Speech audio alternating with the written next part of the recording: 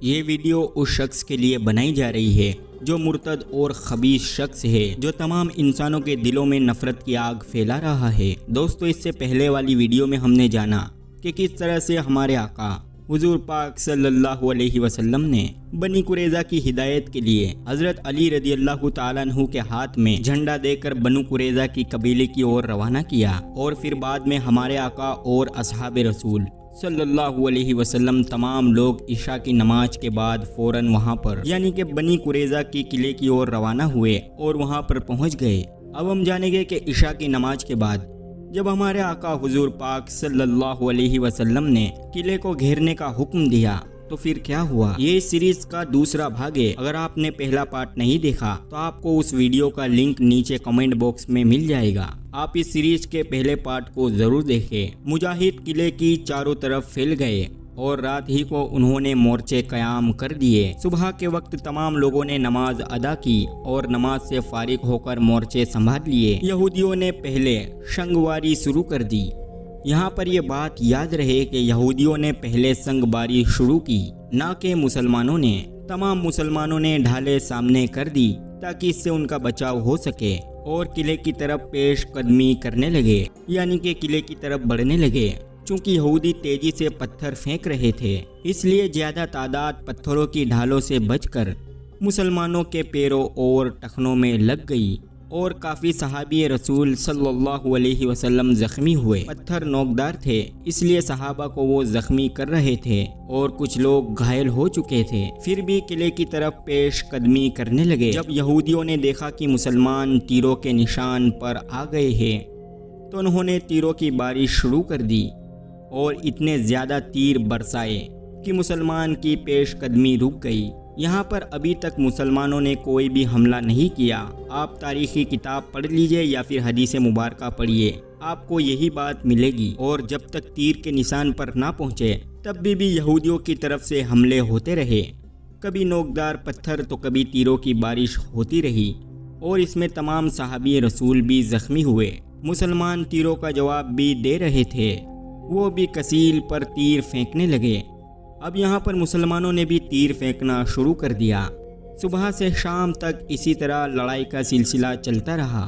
اگرچہ ہر مسلمانوں نے ہر چند قلعے تک پہنچنے کی کوشش کی، لیکن تیروں کی زیادتی سے فصیل کے نیچے نہ پہنچ سکے۔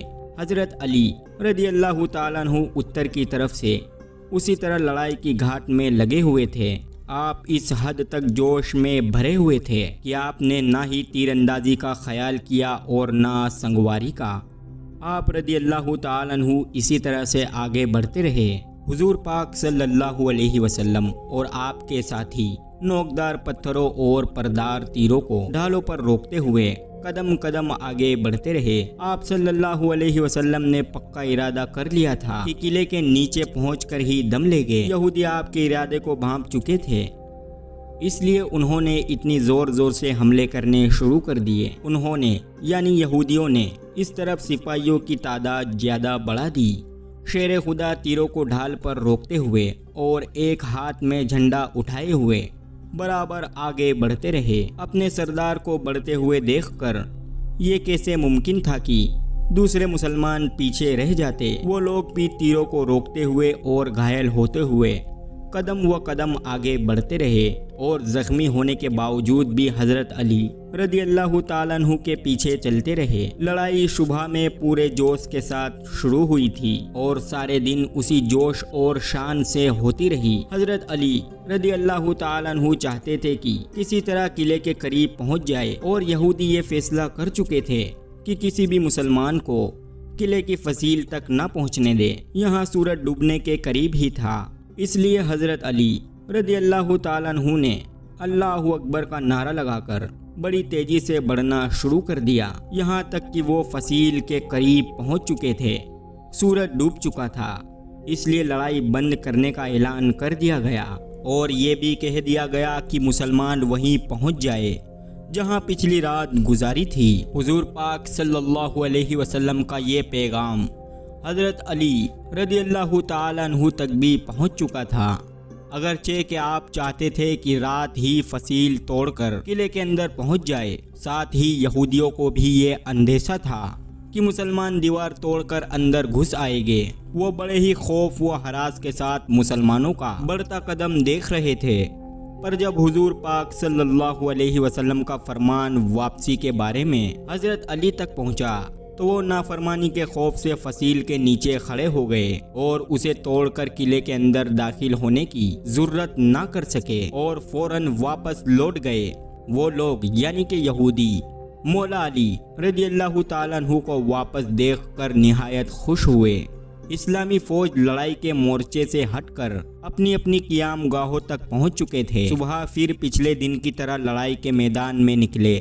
سارے دن لڑائی ہوتی رہی۔ اسی طرح سے لڑتے لڑتے 15 دن بیت گئے۔ اس 15 دن کی مدت میں نہ کوئی قلعے کے اندر جا سکا اور نہ ہی کوئی قلعے کے اندر سے باہر آ سکا۔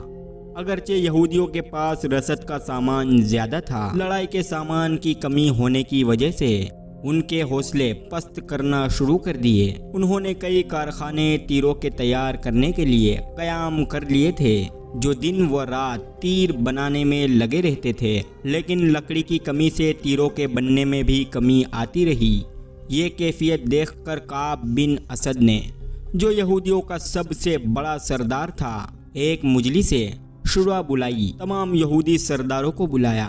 حیہ بن اختر بھی قلعے کے اندر موجود تھا۔ جب تمام یہودی کے سردار آ گئے تو کعب نے کہا، اے بنی اسرائیل کے غیر مند فرزندوں، جس بات کا ڈر تھا وہی سامنے آیا۔ ہم نے غلطی کی تھی کہ اس عہد ناموں کو جو مسلمانوں سے کیا گیا تھا توڑ ڈالے۔ اصل میں ہم دھوکہ کھا گئے۔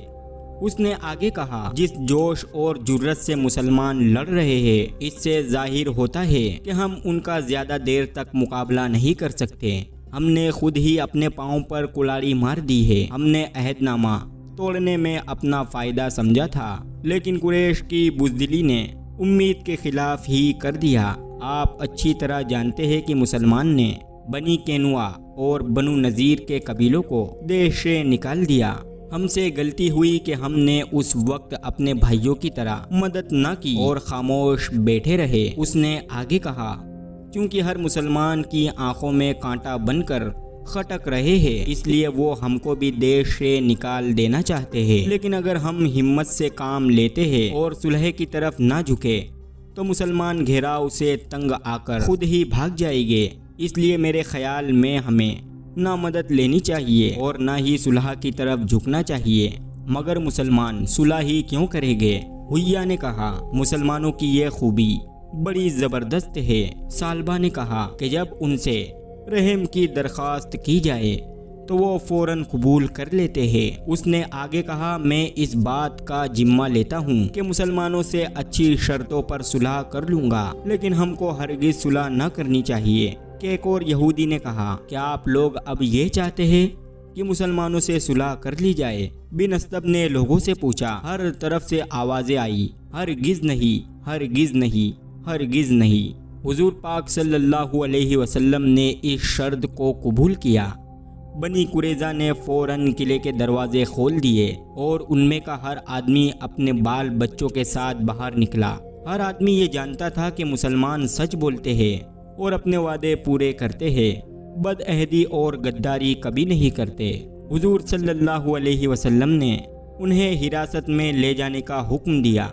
پھر کچھ مسلمان قلعے کے اندر داخل ہو کر قلعے کے اوپر قابض ہو گئے۔ اوس کے سردار سعد بن معاذ کو منشی مقرر کر دیا گیا ہے۔ بنی قریظہ نے بھی انہی کو اپنی طرف سے وکیل مطلق بنایا ہے۔ اب اس کے بعد بنی قریظہ عہد نامے کو توڑ دیتی ہے، پھر اس کی کیا سزا ہوتی ہے، آگے کا واقعہ ہم اگلی ویڈیو میں جانیں گے۔ آج کے اس ویڈیو میں بس اتنا ہی۔ اللہ پاک سے دعا ہے کہ اللہ پاک ہمیں اور آپ کو نیک ہدایت عطا فرمائے۔ دوستو، اس ویڈیو کو بنانے کا مقصد صرف اور صرف صحیح دین آپ لوگوں تک پہنچانا ہے۔ ایک شخص ہے جو اسلام کے خلاف اور ہمارے آقا حضور پاک صلی اللہ علیہ وسلم کی گستاخی کرتا رہتا ہے، اس تک اس ویڈیو کو پہنچانا آپ کا کام، یعنی آپ اس ویڈیو کو زیادہ سے زیادہ شیئر کریں گے تو ہو سکتا ہے کہ یہ ویڈیو اس تک ضرور پہنچے۔